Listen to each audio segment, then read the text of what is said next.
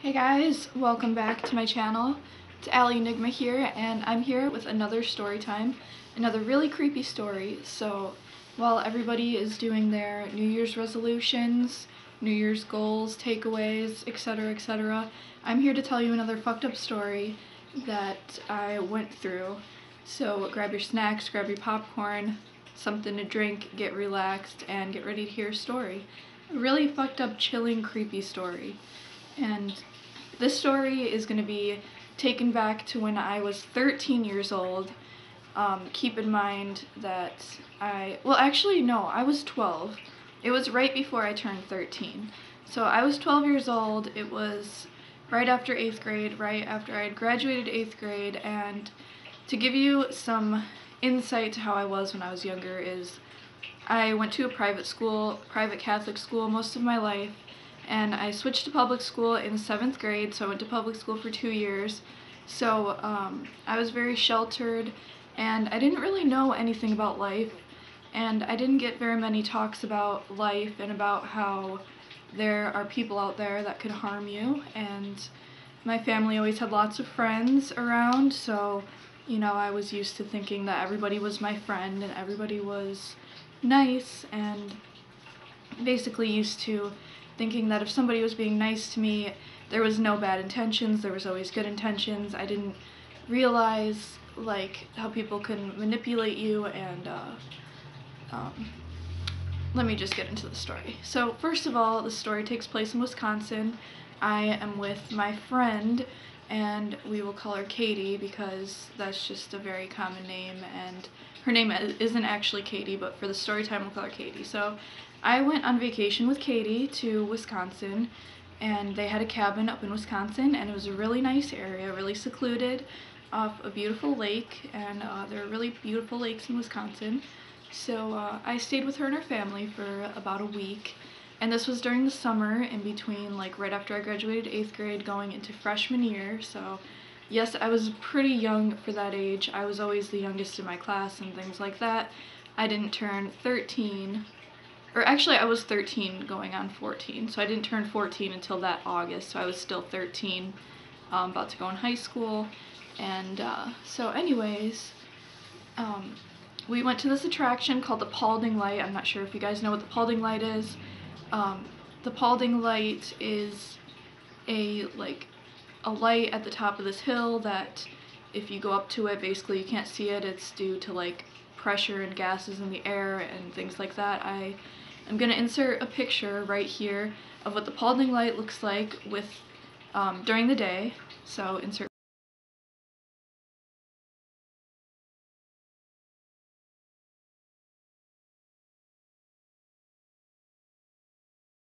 So as you can see, during the day, it's a long path and there's a lot of woods around it. It's in the middle of the woods. There's just that one long path that leads up to the top of the hill, and at the top is where the light is.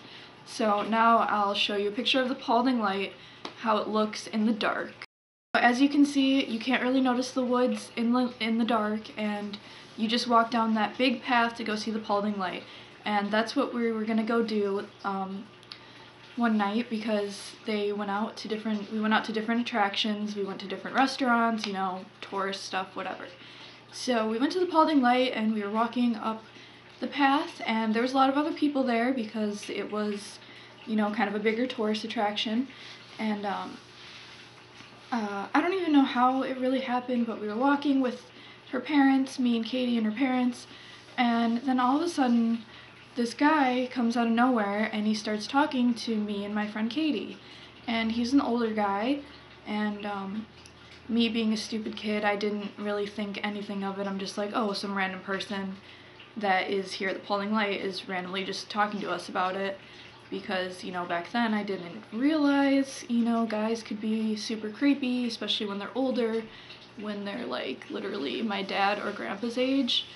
And so he was telling us, oh, if you come over here, you can see the Paulding Light way better. And I didn't really understand what was going on at all, and my friend just started following him, so I just started following my friend because I was with her and I didn't know anything about life. Again, a very naive 12-year-old that didn't know much about, you know, creepy dudes and the horrible things in life like that. So we start following him into the woods, and this woods is like deep woods, like very deep and very, yeah, like thick and deep woods, like in the middle of nowhere. You could get lost in these woods and you wouldn't be able to figure out how to get out for a while. So the guy is just walking and leading us out to the woods, and first of all, it's like, why is some guy trying to talk to two little, like, 12-year-old girls and leading them out to the woods, leading us away from the parents, basically, is what was happening, because we were, like, right behind our parents, and this guy just kind of swooped in and was like, hey, come over here, and we were dumb little girls, naive, and we didn't think anything of it. We didn't think anything bad was gonna happen. So basically, we were walking out into the woods for a while, and it's just, I don't know, like, telling the story now just seems so much creepier than when it actually happened, because it just all happened, like, really fast, and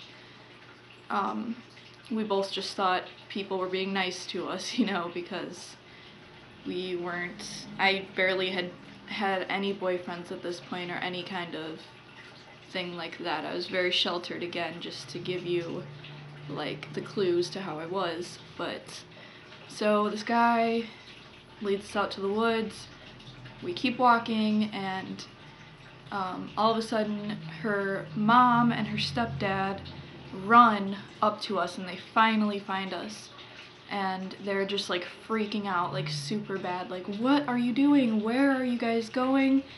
And the guy who was leading us out into the woods literally just like disappeared.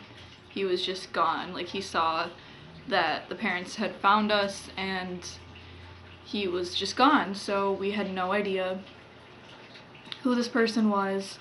It was dark, you couldn't really see him very well. He was just kind of an older guy, and I don't know, he just looked like any kind of average middle-aged dude that was probably like my dad's age at the time. And they found us, and they were really, really freaked out and upset, and basically was like, don't ever do that again, don't wander away with some random person.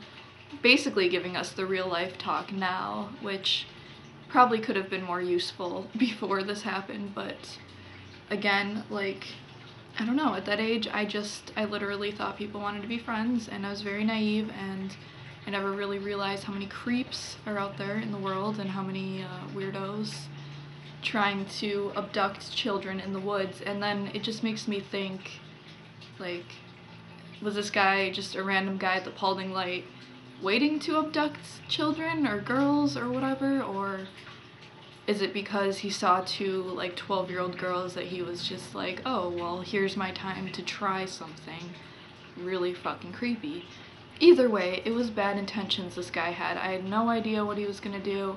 I am very lucky that the parents ran after us and found us and realized that we went missing, because who knows what would have happened literally in the middle of the woods in Wisconsin with some weird creepy dude. So yeah, moral of the story is, don't talk to strangers. Cliche as fuck, I know, but number one, people can have bad intentions even if they're being nice. A lot of people will play on your emotions and be nice to be able to get whatever they want. And to just, I don't know, it kind of sucks because, like, literally when you're younger you just think, I don't know, that nothing bad is really gonna happen. And luckily for me, we had adults that were protective and there for us. So the second lesson is, if you're a preteen or a teenager and you're being rebellious and you don't want to listen to your parents, been there, done that also. It's like, the reason why they are like that is basically because they are protecting you from bad things, because there are a lot of people out there that want to do bad things to young kids / underage teenagers. So I know it's hard, and I was definitely a rebellious teen even after that, but there is a reason. Your family is protecting you. and they don't want anything bad to happen. And if you continue to rebel, you're gonna learn the hard way. And so yeah, I hope you guys like this story time, and I hope it taught you something. If you're one of my younger viewers and you're feeling rebellious against your parents, just remember they're there to protect you, and you should definitely appreciate the protection. You may not realize it now, and it may seem hard, but when you grow up and you look back at really fucked up weird stories that happened, like how I do now, I am definitely thankful that I had older people looking after me, even though I was a dumb little girl and I didn't know anything about life, even though I thought that I did. So just realize that there's a lot in life that you have to learn, even if you feel like you know everything. So